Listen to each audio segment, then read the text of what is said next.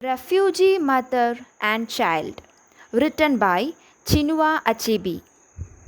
Chinua Achebe was a Nigerian novelist, poet, and critic. Achebe has written a number of novels, short stories, poems, and critical essays highlighting the clash of Western and African values. His works aim at reviving the African cultural richness. Let us read the poem Refugee Mother and Child. No Madonna and child could touch that picture of a mother's tenderness for a son she soon would have to forget.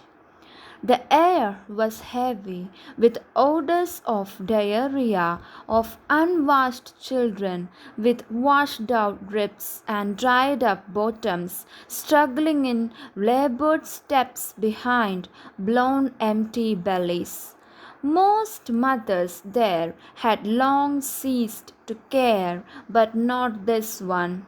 She held a ghost smile between her teeth, and in her eyes the ghost of a mother's pride, as she combed the rust colored hair left on his skull, and then, singing in her eyes, began carefully to part it.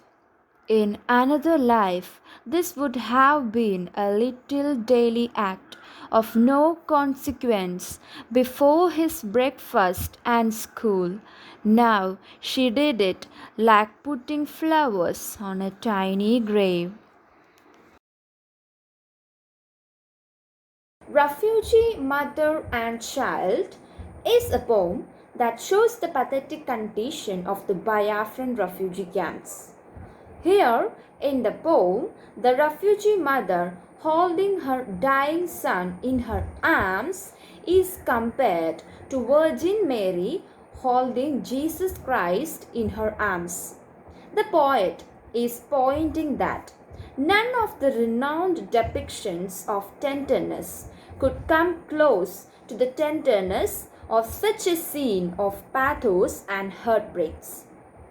The air surrounding in the camp is unpleasant because it contains or it carries the odors of diarrhea of unwashed children with malnutrition, empty bellies, physical disabilities, etc.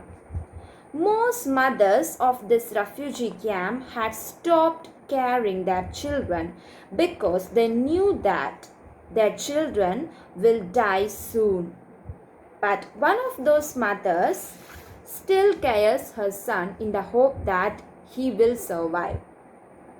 The mother held a ghost smile between her teeth. That is, because of hunger, people of such refugee camps appear pale and ghastly, and that made the smile appears unreal. Here, the mother's smile signifies or symbolizes hope. The mother is combing her son's rust colored hair. In such refugee camps, the act of combing hair is the most favorite ritual, which is equal to that of placing flowers on the grave of dear ones.